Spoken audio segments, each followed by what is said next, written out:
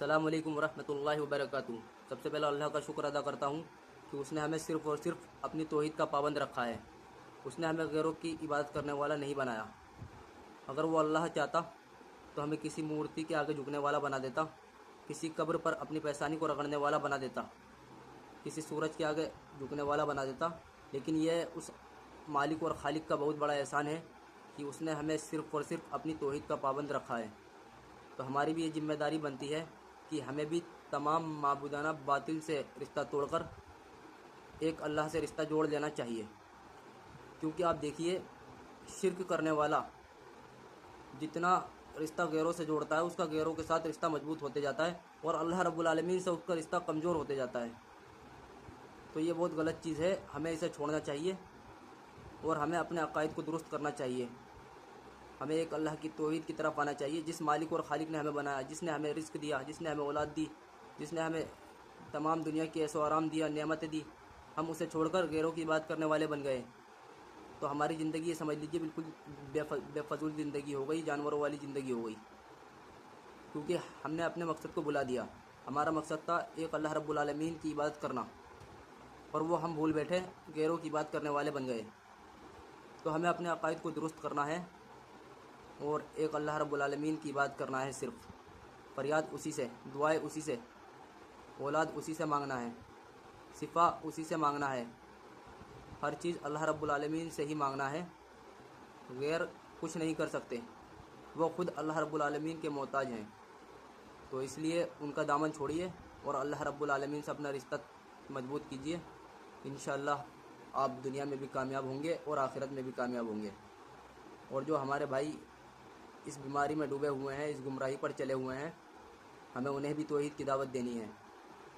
کہیں ایسا نہ ہو کہ ہم توحید پر آ جائیں اور ہم بڑے خوش ہو رہے ہیں جناب کہ ہم تو توحید پر ہیں الحمدللہ، لیکن ہمارا بھائی جو ہے وہ شرک اور بدعت پہ چل رہا ہو، اور اس کے ساتھ ہمارا اٹھنا بیٹھنا ہو، کھانا پینا، سفر کرنا، ہر چیز، ہر معاملات اس کے ساتھ ہو، اور ہم اسے توحید کی دعوت نہیں دیتے، تو کل اللہ رب العالمین کے ہاں ہماری بھی پکڑ ہو جائے گی۔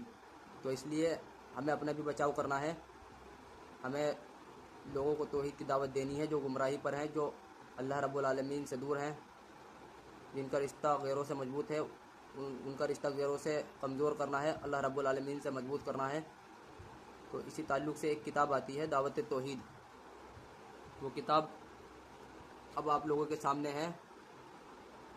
الحمدللہ اس کے اندر قرآن کی آیتیں اور نبی صلی اللہ علیہ وسلم کی احادیث موجود ہیں۔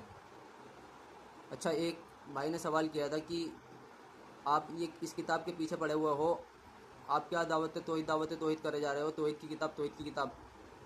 آپ جو ہے قرآن کے بارے میں نہیں بول رہے کہ بھائی اللہ کا قرآن پڑھو، اللہ کے نبی کی حدیثیں پڑھو، آپ اس کتاب کا بہت زیادہ پرچار کر رہے ہو۔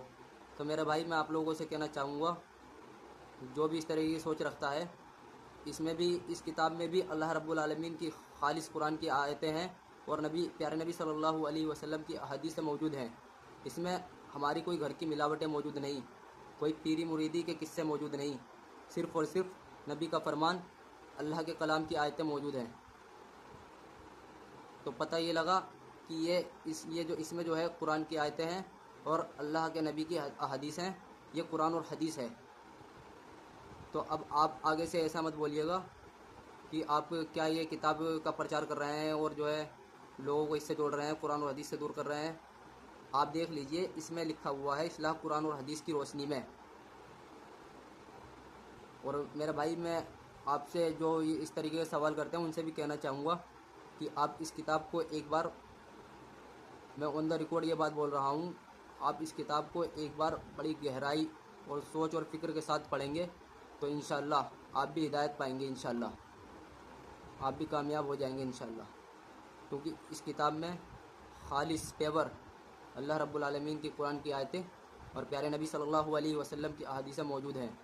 تو اسے ہر مسلمان کو پڑھنا چاہیے۔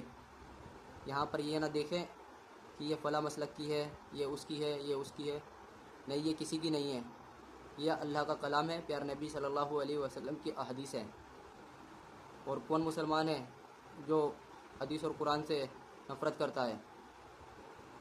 سارے مسلمان قرآن و حدیث سے محبت کرتے ہیں، دعویٰ کرتے ہیں، تو کیوں نہیں پڑھتے آپ لوگ؟ پڑھیے انشاءاللہ، آپ لوگ اسے پڑھ کے ہدایت پائیں گے انشاءاللہ۔